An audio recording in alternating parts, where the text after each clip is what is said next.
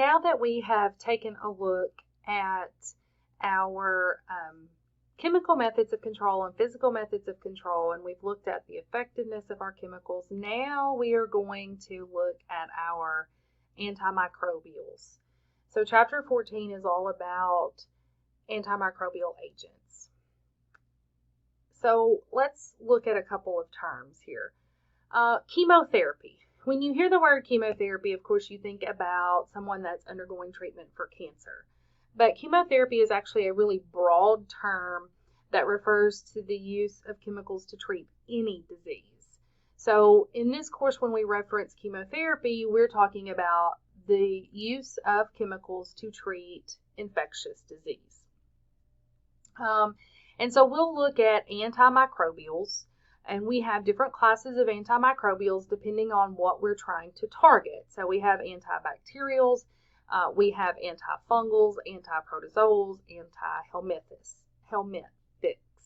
and we will look at each one of these in turn. Now, antimicrobials have been around for centuries.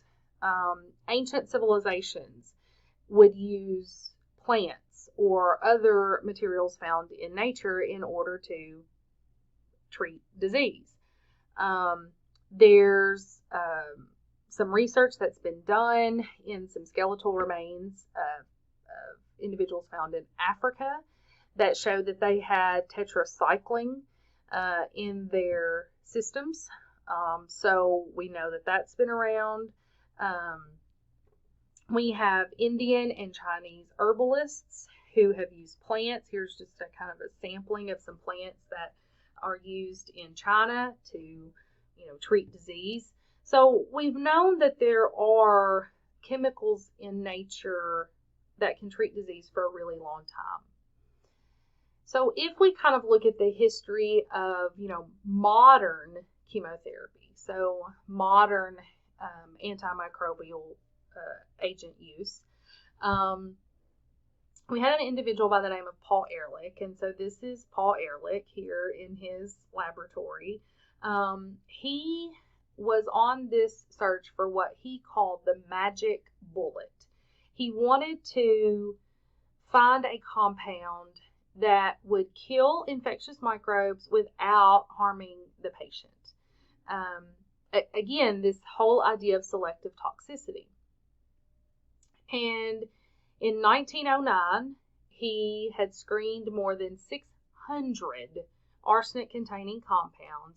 His assistant found this compound 606 as his magic bullet, and it treated Treponema pallidum, which is the causative agent of syphilis. It cured syphilis in rabbits. Then they began to produce it and market it under the name Salvarsan.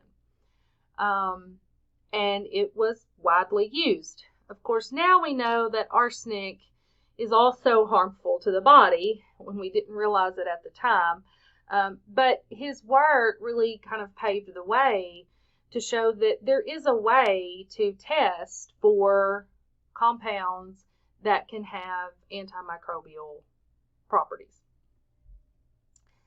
A few decades later, we had a trio of German scientists, Klarer, Meitsch, and Domag, that discovered the antibacterial activity of a particular compound, Prontosil, which was actually a synthetic dye. And what they found is that it could treat staph and strep infections in mice. Domag's daughter actually received the drug and completely cured her of her streptococcal infection that she had, which back in those days, staph and strep infections could be fatal. Domag won the Nobel Prize in 1939 for his work with this dye Prontosil, but also sulfanilamide, which is the breakdown product of Prontosil in the body. And it was found that, it was sulfanilamide that was the actual antimicrobial agent. And it was referred to as a synthetic antimicrobial. A synthetic means that it's completely manufactured in a laboratory. It is not developed or derived from a chemical that is found in nature. Sulfanilamide, of course, was the first of the class of sulfa drugs, and the success of these led to the discovery of another group of synthetic antimicrobials. The one that we use a lot of now, the quinolones, and then the fluoroquinolones. Alexander Fleming is a lot of times associated with the discovery of the first antimicrobial agent, but this is not really true. Alexander Fleming did discover penicillin. Penicillin is the first natural antibiotic because penicillin is derived from Penicillium mold. Alexander Fleming didn't keep the neatest lab. He didn't throw away some plates before he went on vacation. He came back, and what he found is that some of his plates of staph had mold growing on them, but in the areas around the mold, there were zones of inhibition where the mold was actually killing the bacteria. But penicillin is referred to as a natural antibiotic because it does come from a mold. And the word anti, of course, meaning against, and bio meaning life. So we have synthetics that are not derived from natural products. And then we have our natural antibiotics, which really are derived completely from naturally occurring organisms. Usually mold, but can also be other bacteria.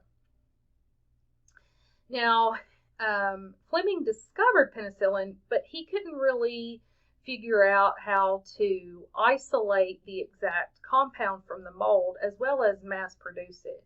So another team of researchers discovered this. Flory and Chain were the leaders of this team, and they actually were able to purify penicillin, extract the exact compound, purify it, and then were able to set up the protocols for it to be mass produced. So Fleming, Flory, and Chain were all awarded the Nobel Prize for this discovery in 1945. Now, in the early 1940s, while Fleming and Ernst and Chain were still working with trying to figure out how to mass produce penicillin, we had another scientist named Dorothy Hodgkin. She studied crystallography, the same technique that Rosalind Franklin had been studying when she discovered the structure of DNA. But Hodgkin discovered or determined the structure of penicillin, and she was awarded the Nobel Prize in Chemistry in 1964 for her discovery. But what this did is it allowed researchers to then be able to modify penicillin, and this produces what we refer to as semi-synthetics. So we have a lot of antimicrobial agents that are referred to as semi-synthetics, and what this is when we have a naturally occurring antibiotic like penicillin, but then it's manipulated, and maybe we add something to it or take something away from it in the laboratory. So we alter its chemical structure, and this can increase its spectrum, have it target a more wide array of organisms, or we can increase the stability, make it more shelf-stable, decrease its toxicity. So we can modify it so that it can be better used as an antimicrobial agent. So we have synthetics, which are completely derived in a lab. They don't come from anything in nature. We have antibiotics, which are 100% derived from something in nature, usually a mold or other bacterium. And then we have the semi-synthetics, where we take the structure of the antibiotic and we modify it in the lab. So penicillin was the first, but then this kind of opened up a lot of doors, like, hey, if this particular mold can produce something that is an antibacterial agent, what about these other molds and these other things? And so Waxman actually discovered that there were several antimicrobials that were produced by bacteria and microbes that lived in the soil. He was a soil microbiologist, and so he discovered actinomycin, streptomycin, and neomycin. And this earned him the Nobel Prize. So Fleming's work, Domag's work, and Ehrlich's work really opened the door for, it really kicked it open for the discovery of these antimicrobial agents and really changed the course of human history. We no longer had to really fear bacterial or fungal diseases because now we had these magic bullets. We had these treatments, and when we are now at the point where we're at in terms of now being afraid of infectious diseases again because we're starting to see so much antibiotic resistance, the fact that there are so many naturally occurring antibiotics kind of gives us hope that we can discover other microbes that have antibacterial properties. So here's Alexander Fleming here on the left, and then we've got Flory and Chain here, and then here's Dr. Waxman in his laboratory.